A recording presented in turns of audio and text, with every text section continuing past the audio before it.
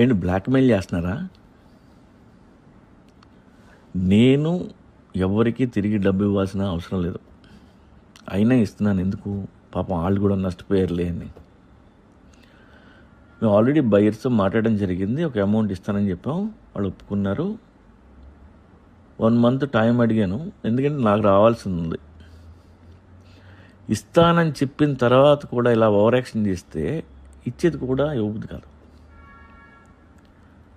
నువ్వు ఎందుకు ఇస్తున్నావు? పరువు కోసం ఇస్తున్నావు. నా పరువు తీయాలని చూస్తే మాత్రం ₹1 కూడా ఇవ్వను. అయినా ఎగ్జిబిటర్స్కి నాకు సంబంధం ఏంటి? ఇక్కడ అందరం గ్యాంబ్లింగ్ చేస్తామన్నా, ప్యాకెట్ ఆడుతున్నాం. కొన్ని ఆడితే కొన్ని పోతాయి. పోతే నేను ఎవరన్నా అడుగుతున్నా? వీళ్ళు మగాళ్ళు కాదు, ఒక్కళ్ళు లేడు ఇక్కడ.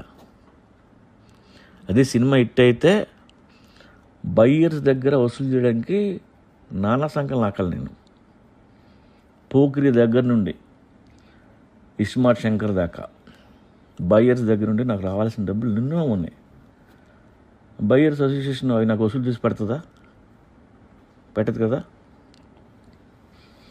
అన్న, నా సినిమా కొన్న వాళ్ళందరూ పెద్ద పెద్ద డిస్ట్రిబ్యూటర్లు, పైగా పెద్ద ప్రొడ్యూసర్లు.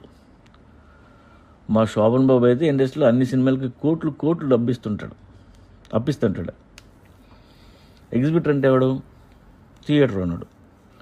థియేటర్ ఓనర్ అంటే అడిగి డబ్బులు ఉన్నాయి కదా. ఇక్కడ ఎవడు తక్కువ కాదు, అందరూ గొప్పవాళ్ళే. ఒక సినిమా దెంగితే ఇళ్లలో ఎవడో రోడ్డు మీద రాడు. అయినా ఓవర్ యాక్షన్.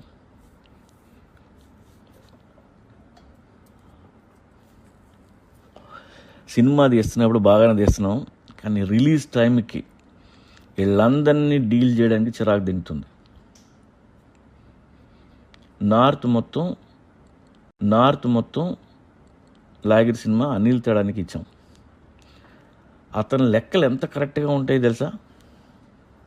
మాకు ఫిగర్ వస్తుంది, మేము అనుకున్న దానికంటే ఎక్కువ వచ్చిందని మాకు చూపిస్తాడు. Very decent person. ఆయన వస్తే కూర్చొని మాట్లాడాలనిపిస్తుంది. మన బయ్యర్స్ కనబడితే దెంగేయాలనిపిస్తుంది. గొడవ ధర్నా చేయని, ధర్నా చేస్తే చేసడానికి వచ్చిన వాళ్ళు లిస్ట్ తీసుకుంటా, వాళ్ళకి తప్ప మిగతా వాళ్ళందరికీ డబ్బులు ఇస్తా. అన్నా, నువ్వు పంపించిన లెటర్ చూశాను. శోభన్ బాబు కూడా నాకు పంపించాడు. వైట్ సర్క్యులేషన్ ఉన్నట్టుంది. ఏంటి బ్లాక్మెయిల్ చేస్తున్నారా? నేను ఎవరికి తిరిగి డబ్బు ఇవ్వాల్సిన అవసరం లేదు. అయినా ఇస్తున్నాను. ఎందుకు? పాపం వాళ్ళు కూడా నష్టపోయారులే అని. మేము ఆల్రెడీ బయర్స్తో మాట్లాడడం జరిగింది. ఒక అమౌంట్ ఇస్తానని చెప్పాం. వాళ్ళు ఒప్పుకున్నారు. 1 month టైం అడిగాను. ఎందుకంటే నాకు రావాల్సింది ఉంది. ఇస్తానని చెప్పిన తర్వాత కూడా ఇలా ఓవర్ యాక్షన్ చేస్తే ఇచ్చేది కూడా ఇవ్వదు కాదు. నువ్వు ఎందుకు ఇస్తున్నావు? పరువు కోసం ఇస్తున్నావు. నా పరువు తీయాలని చూస్తే మాత్రం ₹1 కూడా ఇవ్వను. అయినా ఎగ్జిబిటర్స్కి నాకు సంబంధం ఏంటి? ఇక్కడ అందరం గ్యాంబ్లింగ్ చేస్తామన్నా, ప్యాకెట్ ఆడుతున్నాం. కొన్ని ఆడితే కొన్ని పోతాయి. పోతే నేను ఎవరన్నా అడుగుతున్నా? వీళ్ళు మగాళ్ళు కాదు, ఒక్కళ్ళు లేడు ఇక్కడ.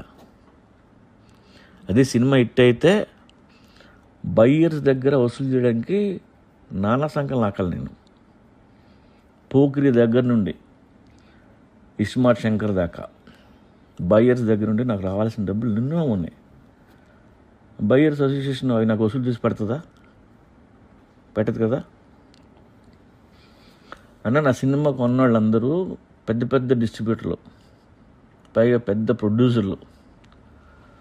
మా శోభన్ బాబు అయితే ఇండస్ట్రీలో అన్ని సినిమాలకి కోట్లు అప్పిస్తుంటాడు. ఎగ్జిబిటర్ అంటే ఎవడు? Theatre owner. థియేటర్ ఓనర్ అంటే అడిగి డబ్బులు ఉన్నాయి కదా. ఇక్కడ ఎవడు తక్కువ కాదు, అందరూ గొప్పవాళ్ళే. ఒక సినిమా దెంగితే ఇళ్లలో ఎవడో రోడ్డు మీద రాడు. అయినా ఓవర్ యాక్షన్.